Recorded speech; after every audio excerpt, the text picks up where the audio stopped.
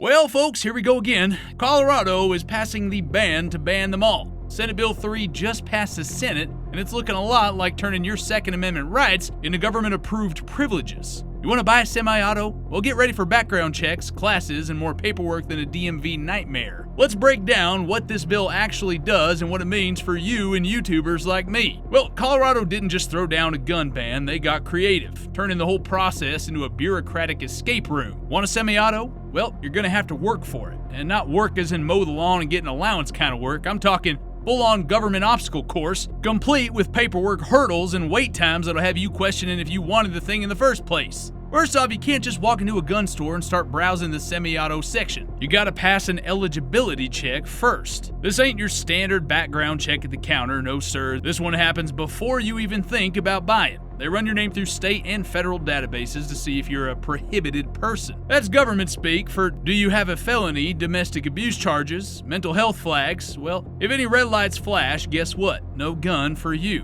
And here's the kicker. There's no deadline for how long they can take to clear you. It could be a week, a month, or long enough that you forget why you wanted a new rifle in the first place. It's like waiting for concert tickets to drop, except there's no countdown timer and no guarantee you're gonna get in. If you do pass, and that's a big if, you get an eligibility card, not a gun, not even permission to buy a gun. Just a piece of paper that says, congrats, you're allowed to start the process. It's like getting a golden ticket to Willy Wonka's factory, only instead of chocolate, you get the opportunity to give the government more money and time. According to the Colorado General Assembly's own breakdown of SB 3, that eligibility card is your ticket into the next circle of paperwork hell. Now you'd think you're ready to hit the gun shop, right?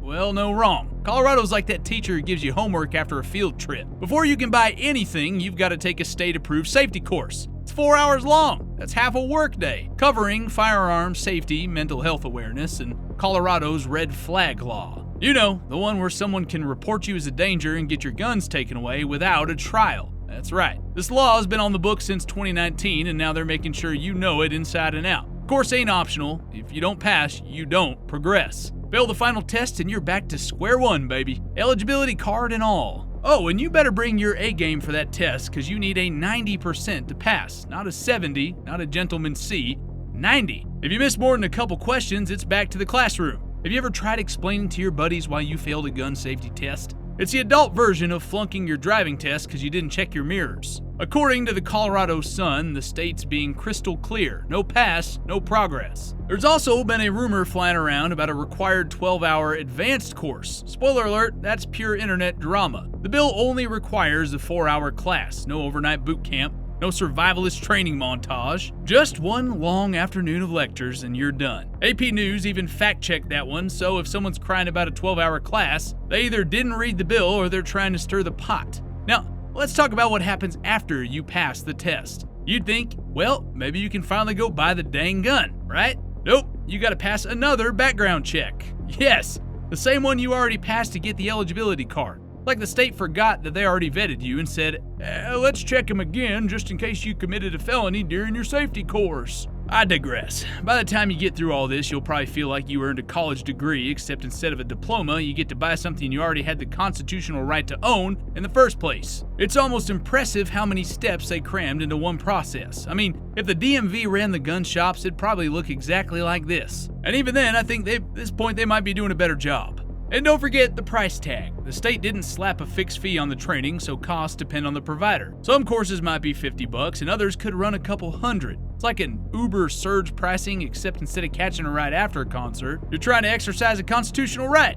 The Colorado Sun pointed out that claims of hundreds of dollars are mostly speculative, but come on. Since when has a government red tape ever been cheap? Now, here's where things get interesting. You'd think with all the hoop jumping you've already done, background check, eligibility card, safety course, you'd be about ready to walk into a gun shop and finally get your hands on that semi-auto. But no, Colorado's got one more plot twist for you, like a bad M. Night Shyamalan movie. First off, there's been a whole lot of noise about this bill creating a gun registry. What they are doing is keeping records of folks who've completed the training. Now that info stays with the sheriff's office, not the state. And while it's not a true registry, honestly, it's a slippery slope. And from what we have seen from anti-law lawmakers, they will chip away at rights to slowly creep closer. Okay, let's talk about who gets to skip this bureaucratic Hunger Games. If you already own a semi-auto in Colorado, congrats. You are basically holding the golden ticket. the law doesn't make you prove you're responsible enough for something you already bought fair and square. Like Colorado lawmakers woke up and said, well, we can't undo what's already been done, so let's just make sure future buyers suffer.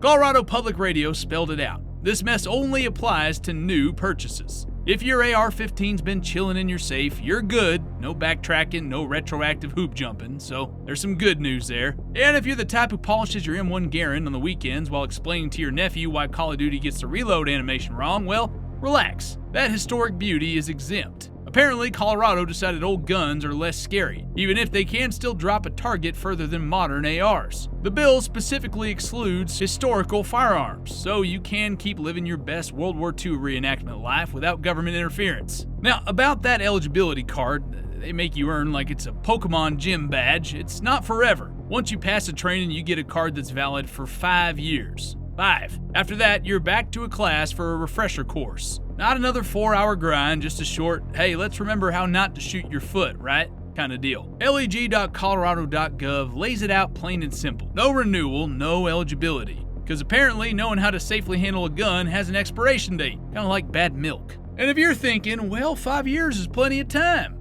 Let's be real here. Half of us barely remember our email passwords after 6 months. You're telling me someone's gonna remember all the legal jargon from their last gun safety course? Like the state's betting on memory loss to thin the herd of gun owners. Oh, you forgot to renew? Guess you don't get your rights today, buddy. Now, let's talk about the elephant in the room, the Second Amendment. This bill doesn't outright ban guns, but it does turn the whole process into an IRL side quest. Critics, from gun rights groups to constitutional scholars, are saying that this isn't just regulation, it's suppression. They might be right. The NRA's Institute for Legislative Action called it a de facto ban by bureaucracy. And folks, they're not quite wrong. You can still exercise your rights, sure, but only if you've got the time, money, and patience to jump through more hoops than a circus poodle. And you don't hear me barking.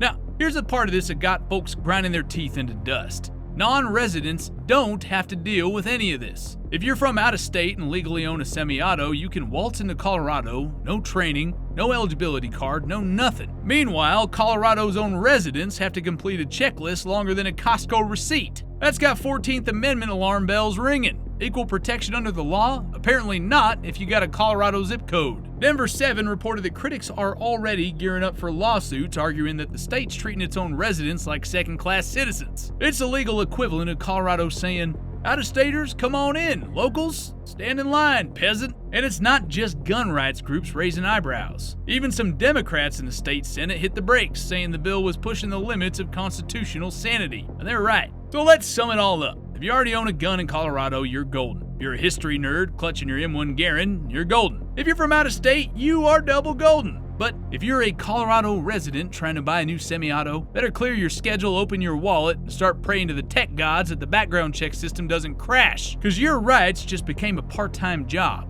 Oh, and here's something I haven't even mentioned yet. This new law that'll ban guns with detachable magazines, which is literally nearly every gun. Manufacturers are going to have to sell guns with welded magazines since a large share of their offerings now become illegal. This part of the proposal I personally think would cause the end of all gun YouTubers on the platform. I've received multiple comments on this channel about my California-friendly content, as I often have to censor content on this channel to pass ad-friendly guidelines. Magazines are the biggest trigger point, and I can't even show anything on the channel greater than 29 rounds. A lot of that movement's due to states cracking down on magazine capacity. Now, imagine if this law passes and YouTube updates its ad-friendly guidelines to 15 rounds or no detachable magazines because more and more states follow suit, like say California or New York. That would demonetize, I'd estimate, 70 to 80% of gun content on the platform. If you want gun YouTube like me around, you definitely don't want a law like this to pass. Now here's where the whole thing starts sounding less like legislation and more like political soap opera. Even some Democrats, yeah, the folks who usually back gun control, tapped out on this bill faster than a guy realizing